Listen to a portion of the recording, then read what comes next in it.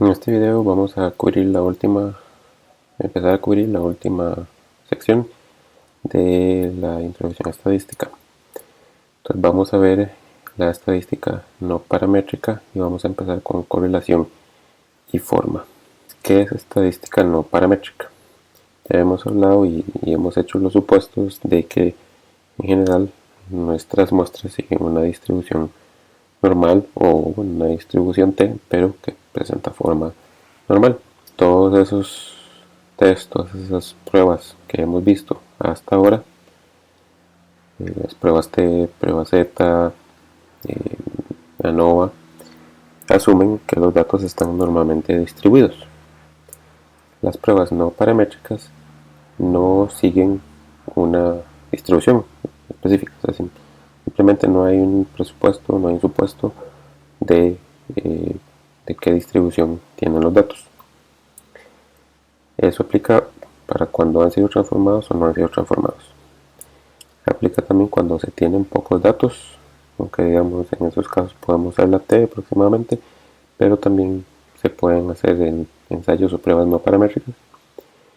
Y aplican también cuando la mediana es un mejor estadístico de medida central que la media. Entonces, ¿cómo funciona la estadística no paramétrica? Vamos a ver los diferentes test, pruebas homólogas a los que hemos visto, pero de manera general todas funcionan en un principio. Se rankean, se ordenan los datos, se calcula el estadístico que refleje esa diferencia o relación, que vamos a ver hay diferentes estadísticos, nuevos estadísticos, y vamos a analizar los datos de acuerdo al estadístico y tipo de análisis. Entonces, como teníamos el coeficiente de correlación de Pearson para estadística paramétrica, entonces aquí tenemos el Spearman Rho y el Kendall Tau. Y ya había mencionado un poco acerca del Spearman, entonces ahora lo vamos a ver con más detalle. Podemos hacer comparación de distribuciones con Kolmogorov-Smirnov. Este es similar a la bondad de ajuste con el chi-square. Podemos hacer prueba de una muestra, que sería la prueba de rango con signo de Wilcoxon, prueba de dos muestras dependientes, es la misma. Acordémonos que inclusive la prueba T para dos muestras dependientes es lo mismo que aplicar la prueba T de una muestra. La prueba de dos muestras independientes puede recibir dos nombres: prueba U de Mann-Whitney o prueba de la suma de rangos de Wilcoxon. Es exactamente lo mismo, solo que pueden encontrarla con los dos nombres. Y el homólogo de ANOVA para la prueba para dos o más muestras independientes de tendencia central, entonces la prueba de Kroskal-Wallis. Ok, ¿cómo funciona esto de rankear los datos? Entonces simplemente ordenamos los datos y asignamos al primero el rango de 1, al que sigue el rango de 2 y así sucesivamente. Cuando hay valores repetidos, entonces se le domina un rango empatado. Entonces lo que se hace es promediar ese rango. Entonces con el ejemplo que tenemos ahí tenemos los datos y el rango. Tenemos que, digamos, de menor a mayor, el dato tiene un valor de 2, tiene el rango 1, que es el más pequeño. Después le sigue el dato de 5, que tiene 2. 8 aparece dos veces, entonces sería el rango 3 y 4, pero es el mismo valor. Entonces hay que promediar 3 y 4, nos da 3 y medio. Así vamos sucesivamente hasta de nuevo encontrar con el dato de 15, que sería 7 y 8, entonces promediamos y nos da 7 y medio. Como si tuviéramos 3 15, por ejemplo, serían 7, 8, 9, entonces promediamos esos 3 y nos da 8. Entonces el rango es 8 para cada uno de esos 3. Y así como el rango es 3 y medio para los dos que tienen el dato de 8 y 7 y medio para los dos que tienen el dato de 15. Entonces el coeficiente de correlación de Spearman, cada una de las variables es rankeada por separado. Igual son datos continuos. La relación puede ser no lineal. Recordemos aquí no importa si es cuadrática, si es exponencial, si lo que sea, no tiene que ser lineal. como si lo tiene que hacer para el coeficiente de correlación de Pearson. Y entonces calculamos el coeficiente de correlación de Pearson sobre los datos rankeados, o usamos la fórmula que tenemos aquí, donde va a depender de el rango del valor de X con el rango del valor de Y. Entonces vamos a ver unos ejemplos conceptuales para que vean cómo se relacionan o no el coeficiente de correlación de Pearson con el de Spearman.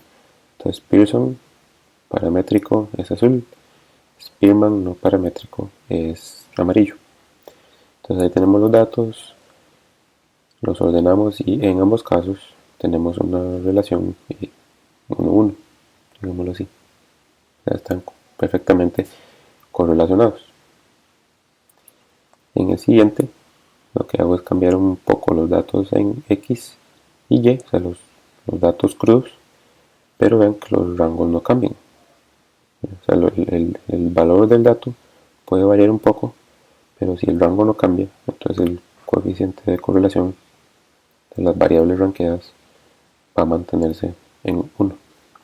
En este caso, el coeficiente de correlación de Pearson es de 0.92.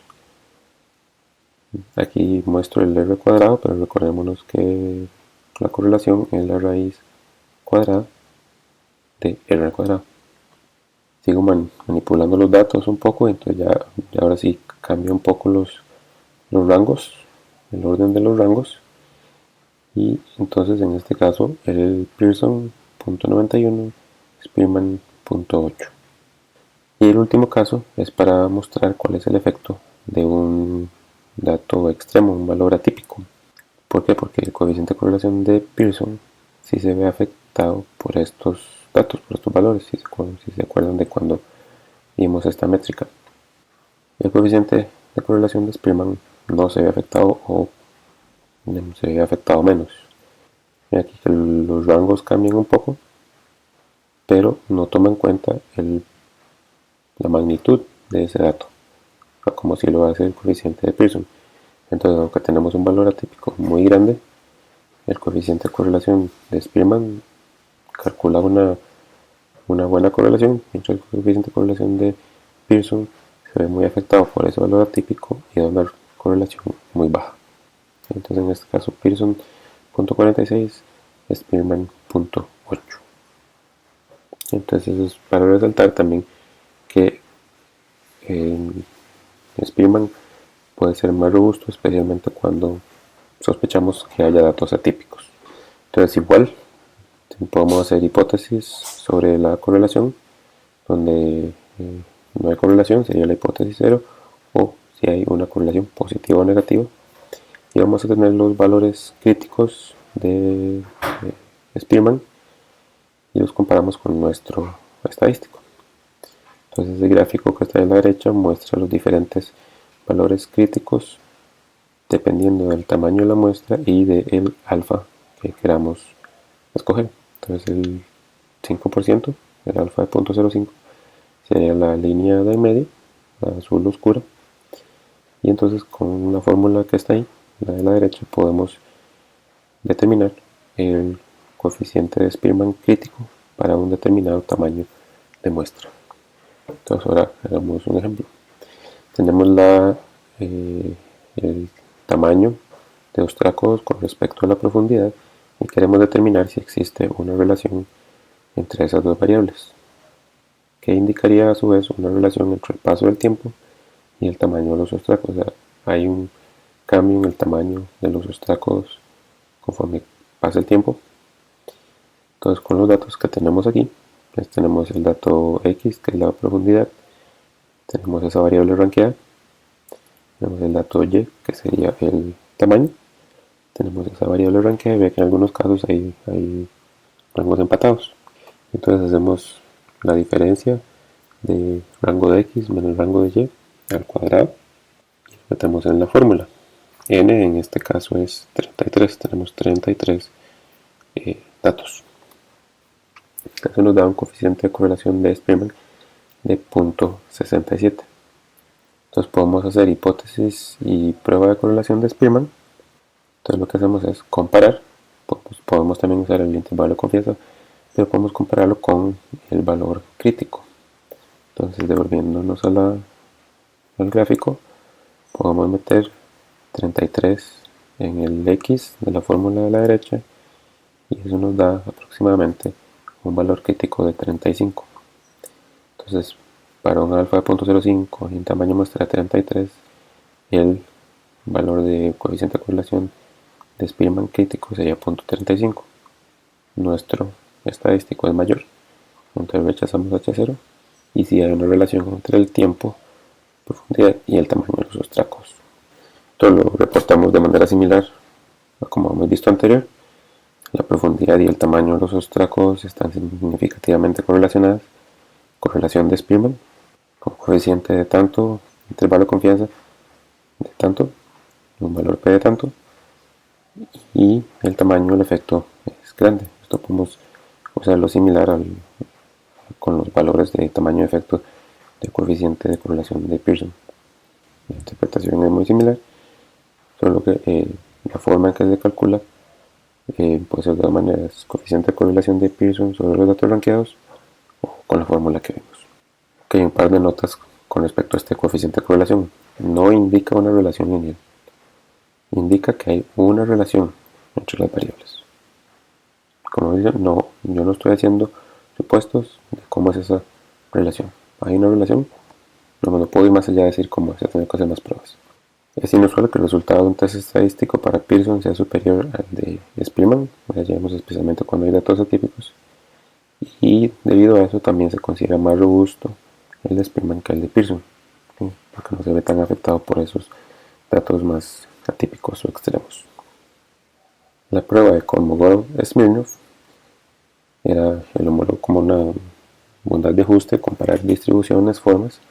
Podemos comparar dos muestras o una muestra con una distribución teórica. Entonces la hipótesis nula va a ser siempre que tenemos dos muestras, que las dos muestras provienen de la población con la misma forma, distribución, o si es una muestra, que esa muestra proviene de una población con la distribución propuesta. Entonces lo que hace la prueba, esta sí no la vamos a hacer a mano, pero lo que hace la prueba es comparar la función de densidad acumulada. Entonces en el caso de dos muestras se calcula la función de densidad acumulada y en el caso de una muestra pues se compara con una distribución propuesta. Entonces aquí podemos determinar si sigue una distribución T, una distribución gamma, una distribución Cauchy, una vez que lo hemos visto, ¿verdad? O una distribución normal. En general, básicamente lo que hace la prueba es buscar la máxima diferencia absoluta entre esas distribuciones.